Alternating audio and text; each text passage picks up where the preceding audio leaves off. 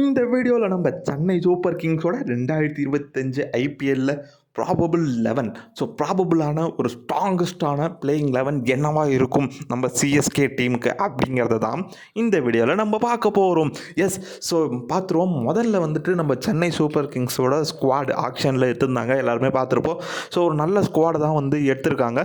So அதில் அவங்களோட probable playing 11 இந்த ஒரு சீசனுக்கு எந்த மாதிரி இருக்க போகுது அப்படிங்கிறது தான் இந்த வீடியோவில் நம்ம பார்க்க போகிறோம். முதல்ல வந்துட்டு Ruturaj Gaikwad, captain of the ship. So ship மட்டும் கிடையாது, captain of the CSK.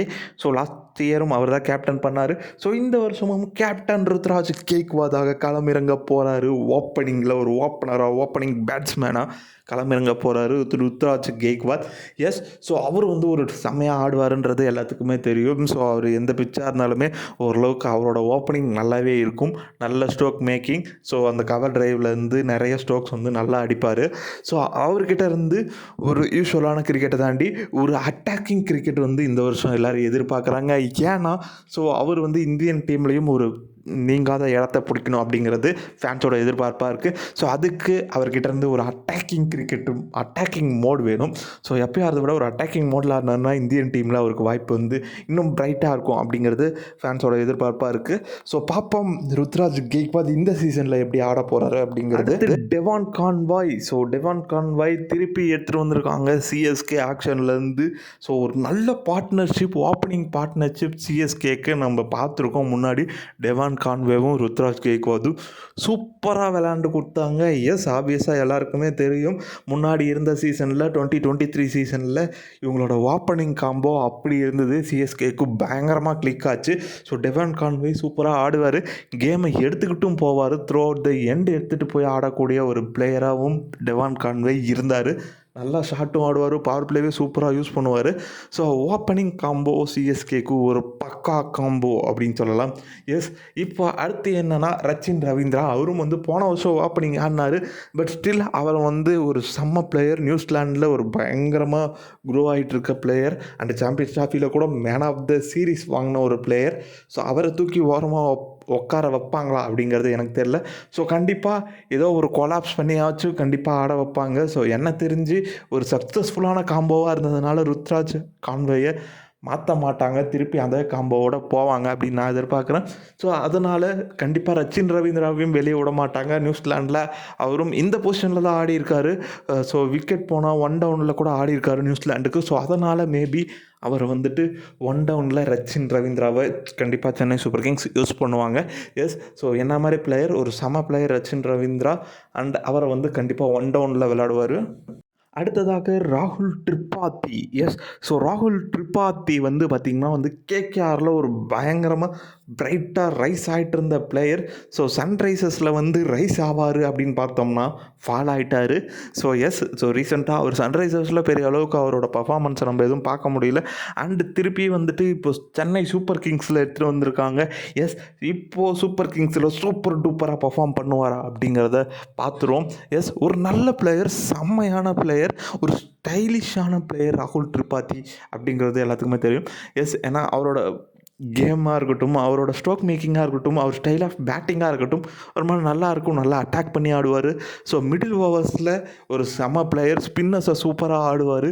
Chepauk மாதிரி ஒரு விக்கெட்டில் வந்துட்டு கண்டிப்பாக ரொம்பவே யூஸ்ஃபுல்லாக இருப்பார் மிடில் ஓவர்ஸில் அப்படிங்கிறதுல டவுட்டே வேணாம். ஸோ பார்ப்போம் ராகுல் திரிபாதிக்கு இந்த சென்னை சூப்பர் கிங்ஸில் சூப்பரான இன்னிங்ஸ்கள் அமையுமா அப்படிங்கிறத. ஸோ அடுத்தபடியாக சிவம் டுபே. ஸோ டுபே வந்துட்டு சும்மா டமால் டுமில்னு மிடில் ஓவர்ஸில் பறக்க விடுவார் பாலை. ஸோ நம்ம பார்த்துருக்கோம், சேப்பாக்கில் அவர் அடித்து கண்ணாடியெல்லாம் உடச்சி தெறிக்க விட்டா அந்த மாதிரி பேட்டிங் ஆடுவார் சிவம் டுபே மிடில் ஓவரில். ஸ்பின்னர்ஸு இவர் வந்தார்னாலே ஸ்பின்னர்ஸை எடுத்துகிட்டே வரமாட்டாங்க. ஆப்போசிட் டீம் வந்து ஸ்பின்னர்ஸே இவருக்கு கண்டை காட்டக்கூடாதுன்னு நினைப்பாங்க. ஸோ அந்த மாதிரி ஒரு இம்பேக்டை க்ரியேட் பண்ணி வச்சுருக்க சிவம் டுபே கண்டிப்பாக சென்னை சூப்பர் கிங்ஸ்க்கு ஒரு சிக்ஸர் டுபே தான் அப்படிங்கிறதுல டவுட்டே இல்லை. எஸ், ஏன்னா அந்த மாதிரி மிடில் ஓவர்ஸில் பயங்கரமாக சிக்ஸர்களை அடித்து பறக்க விட்டு ஸ்கோர் போர்டையும் தெறிக்க விடுற சிக்ஸர் டுபே. ஸோ அடுத்ததாக ஜட்டு பாய். ஸோ ஜட்டு பாய் இருக்கார், ரவீந்திர ஜட்டு. ஸோ ரவீந்திர ஜடேஜா ஒரு பேட்டிங்கில் ஒரு பயங்கர ஃபினிஷராக இருக்கார்.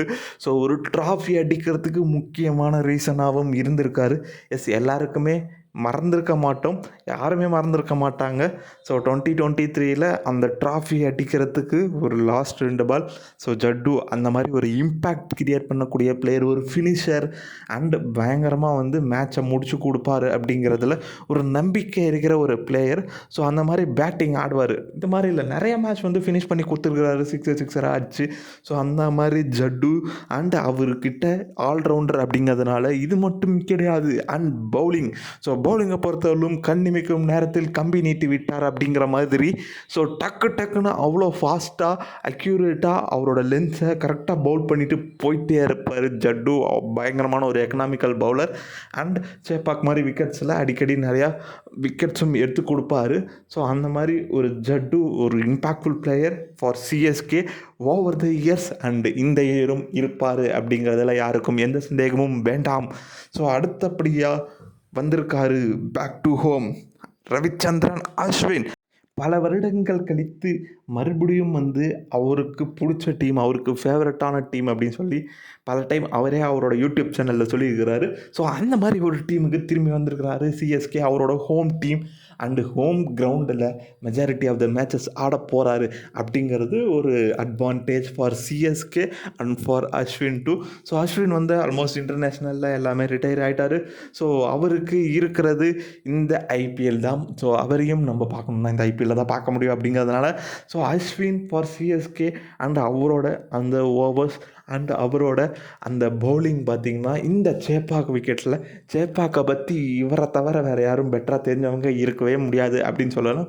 ஸோ அந்த அளவுக்கு இங்கேயே விளையாண்டு வாழ்ந்து என்னென்ன சொல்லணுமோ எல்லாமே சொல்லலாம். ஸோ அந்த மாதிரி சேப்பாக் விக்கெட்ஸில் ஒரு பயங்கர அட்வான்டேஜ் இருக்கக்கூடிய பவுலர் ரவிச்சந்திரன் அஸ்வின். ஸோ அவர் ஒரு சென்னை சூப்பர் கிங்ஸுக்கு இன்னும் ஒரு சூப்பராக இருப்பார் அப்படிங்கிறதுல டவுட்டே வேணாம்.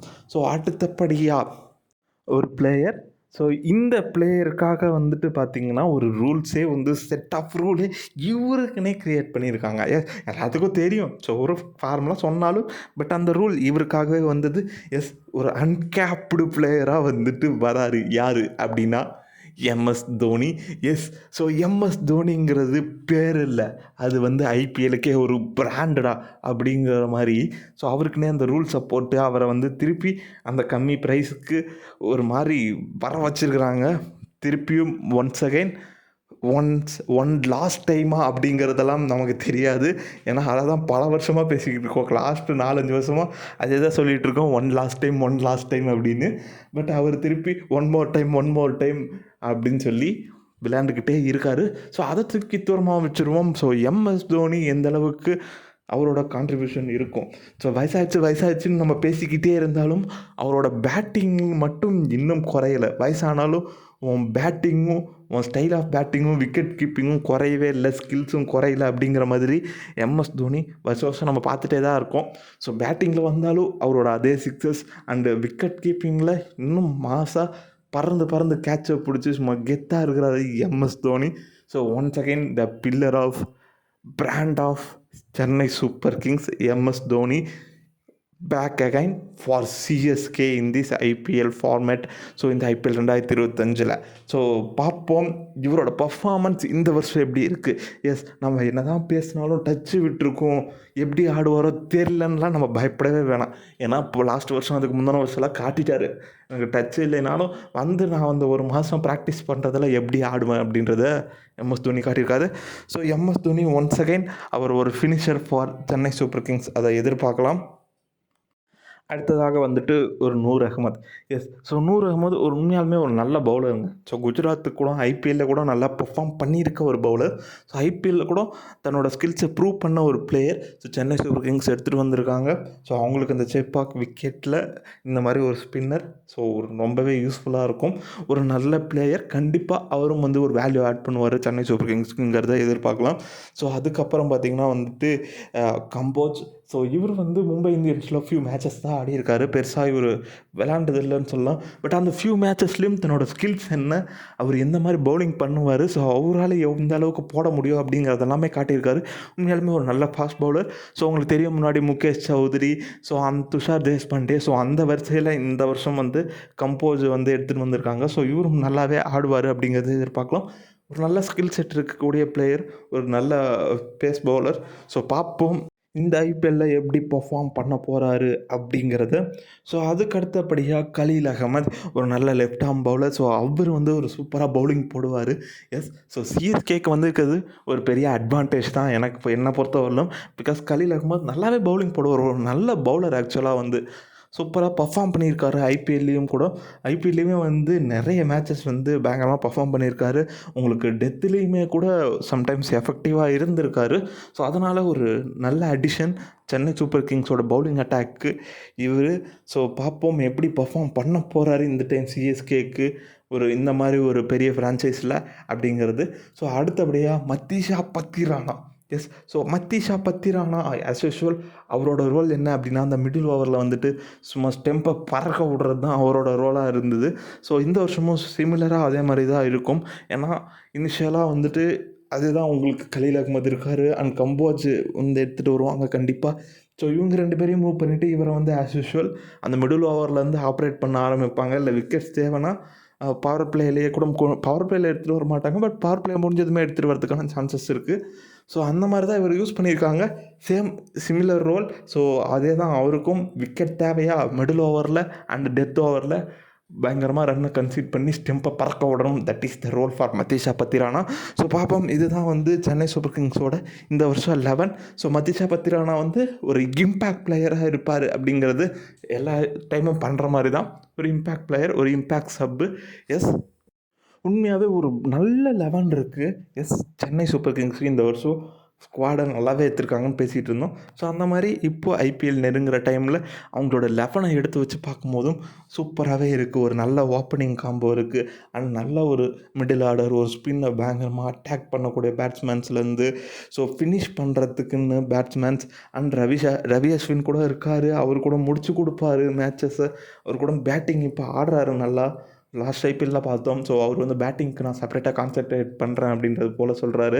ஸோ பார்ப்போம். அதனால் ஒரு நல்ல பவுலிங் லைனப் கிட்டத்தட்ட ரவி அஸ்வினும் சேர்த்தோம்னா ஒரு 8 பேட்ஸ்மேன்ஸ் வந்து இருக்காங்க அப்படின்னு சொல்லலாம். ஸோ அதை தாண்டி வந்து பார்த்தோம்னா வந்து பவுலிங்லேயும் வந்து ஓரளவுக்கு ஒரு டீசெண்டான பவுலிங் அட்டாக் அப்படின்னு சொல்லலாம். ரொம்ப பயங்கரமான பவுலிங் இருக்கா அப்படின்னு கேட்டிங்கன்னா தெரில. பட் இருந்தாலும் ஒரு டீசெண்டான பவுலிங் அட்டாக் ஒரு கலீல் அகமதாக இருக்கட்டும், ஒரு புதுசாக வந்திருக்க கம்போஜ் அப்படின்ற பிளேயராக இருக்கட்டும், இல்லை வேறு யாராவது யூஸ் பண்ணுவாங்களா அப்படிங்கிறதும் தெரியல. பட் பரவாயில்ல, ஒரு நல்ல பவுலிங் அட்டாக் அண்ட் பத்திரானா இருக்கார் டெத்தில்.